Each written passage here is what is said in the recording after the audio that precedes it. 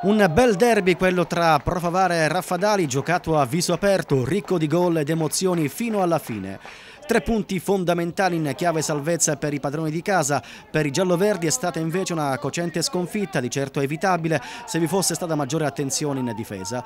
Il protagonista del match, l'attaccante favarese Francesco Andante, autore di una doppietta, 2 gol in fotocopia che hanno steso il Raffadali. Il match è diretto da Pietro Bennici della sezione di Agrigento. Buona presenza di pubblico sugli spalti. Dopo una breve fase di studio la partita si mette subito in discesa per la Pro Favara che sblocca il derby. Minuto 8, azione manovrata dei locali, buco difensivo del Raffadali e Andante batte Carapezza.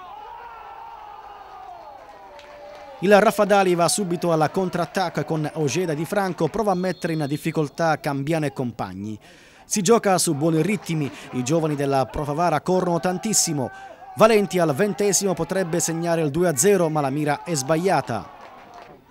L'esperto Raffadali si affida anche alle giocate della fuoriclasse Ariel Ojeda che alla mezz'ora del primo tempo segna così. Un Eurogol che merita senza dubbio il replay. I gialloblu avanzano il baricentro, Cusumano prende per mano la squadra e nel finale al 40° la Pro Favara si riporta in vantaggio. Svarione difensivo del Raffadali, pallone per Andante che supera ancora Carapezza. Il primo tempo non riserva altre novità. Nel secondo tempo il Raffadali cerca in tutti i modi di ottenere il pareggio ma si scopre al contropiede della Pro Favara. Vaccaro reclama un rigore, Bennici lascia proseguire. Di Franco e Vella per gli ospiti non pungono più di tanto. Poi Principato segna il terzo gol, ma l'azione è irregolare, rete annullata. Il punteggio non cambia, la Pro Favara vince e agguanta la zona salvezza. Per il Raffadali un'altra domenica amara, zona playout, e domenica c'è la sfida con la capolista Campofranco. Le interviste del dopogara di Giussi Terrasi.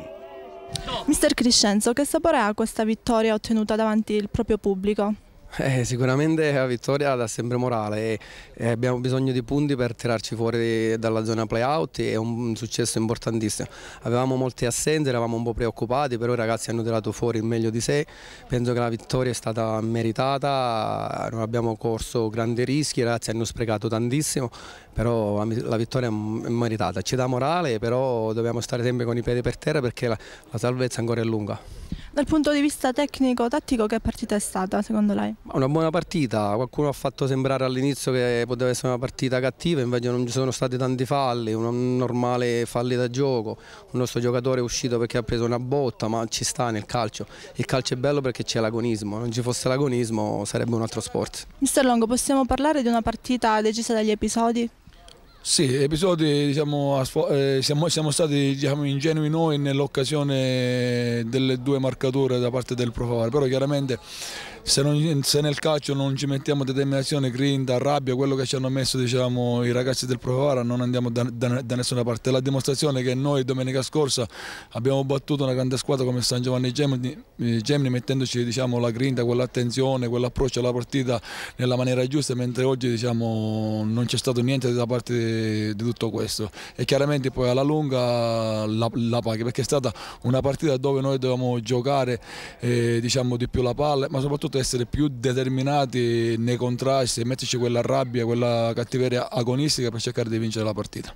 Era un po' di tempo che non segnavo, quindi fare 2 gol qua a Favara è un'emozione sempre bella. Una vittoria meritata? Sì, credo di sia una vittoria meritatissima, fa morale e serve anche per la classifica.